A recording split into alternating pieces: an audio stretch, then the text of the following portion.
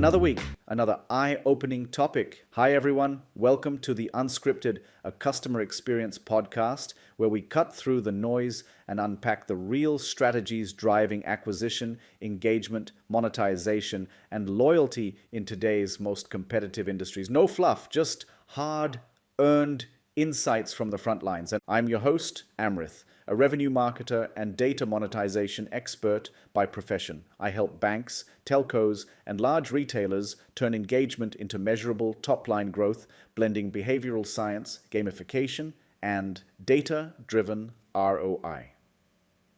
My guest today is Clara Voss, a behavioral economist and loyalty program advisor with over 15 years of experience designing and optimizing loyalty ecosystems for global brands.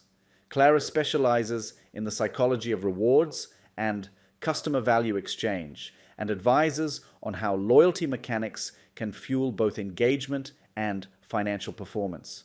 Clara, before we dive in, I've been thinking about how brands measure loyalty. Most stop at redemption rates or engagement scores, but almost no one looks at their loyalty points like an asset on the balance sheet. Exactly.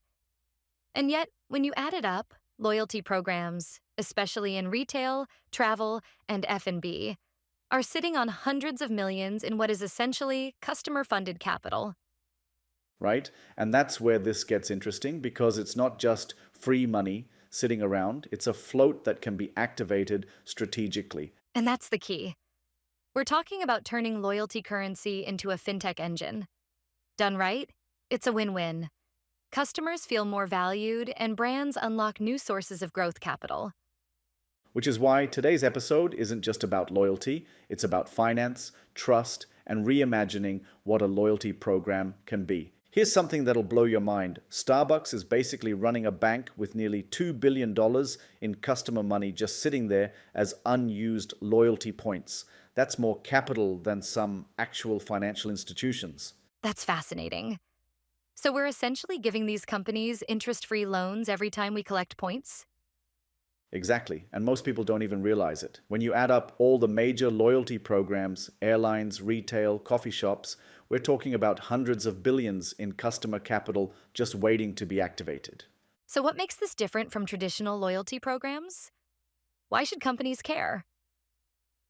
Well, here's where it gets interesting. Instead of just letting points sit there hoping people forget about them, which is called breakage, companies could actually turn this into a powerful financial engine.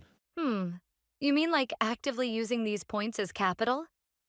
Precisely. Take built rewards, for example. They've completely reimagined what loyalty currency can do by letting members use points to pay rent and student loans. It's transforming points into real financial value.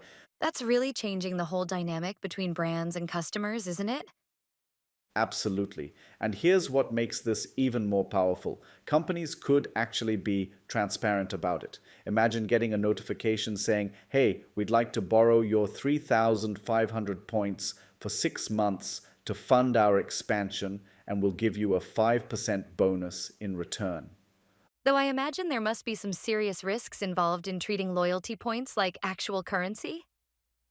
Oh, absolutely. You've got to manage liquidity carefully. Just like a bank needs reserves to cover withdrawals, companies need to ensure they can handle redemptions while still putting that capital to work. You know what's really interesting about this? It's almost like these companies are becoming mini financial institutions without most people realizing it. And some are doing it incredibly well. Airlines have actually figured out that selling miles to banks is more profitable than flying planes in many cases. Qantas Frequent Flyer program alone was valued at over 2 billion Australian dollars. Wow, that's mind-blowing. So why aren't more companies jumping on this opportunity? Well, there are several challenges. First, you need sophisticated technology to manage all this. Then there's the regulatory piece. Once you start treating points like currency, you might face additional oversight. But the potential benefits seem enormous. Couldn't this completely transform how companies finance their growth? That's exactly right. Instead of paying high interest rates to banks, companies could activate their loyalty currency. It's like having access to an interest-free loan that actually makes your customers more loyal. So what would this look like in practice for a typical retail business? Picture this: a retailer could segment their loyalty members based on point balances and spending patterns. High value customers might get offered special investment opportunities, lending their points for store expansion in exchange for premium rewards. And I suppose this could create a whole new level of engagement with your best customers? Exactly. And it goes even further. These programs could evolve into complete financial ecosystems where points can be transferred between brands, invested in company initiatives, or used as collateral for other benefits. Though this would require a complete rethinking of how loyalty programs operate, wouldn't it? You're right. Companies would need to develop new capabilities more like financial institutions. Understanding float management, risk assessment, and customer financial behavior becomes crucial. What about the customer perspective? How would this change their relationship with brands? It transforms them from passive point collectors into micro investors in brands they love. They get a more direct stake in the company's success, which actually deepens loyalty. So, what's the first step for companies wanting to explore this approach? It starts with understanding your current loyalty liability, how many points are out there, what's their real value, and how they're being used. Then you can begin modeling different scenarios for activating that capital. And I imagine transparency would be absolutely crucial in this whole process. That's right. Transparency builds trust, which is essential for this model to work. Companies need to clearly communicate how points are being used, what benefits customers get, and what protections are in place. Do you see this becoming more common in the near future?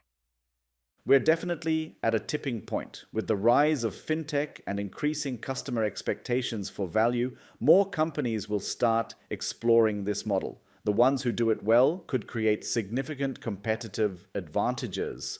So, in essence, we're looking at the evolution of loyalty points into a legitimate financial instrument? Exactly.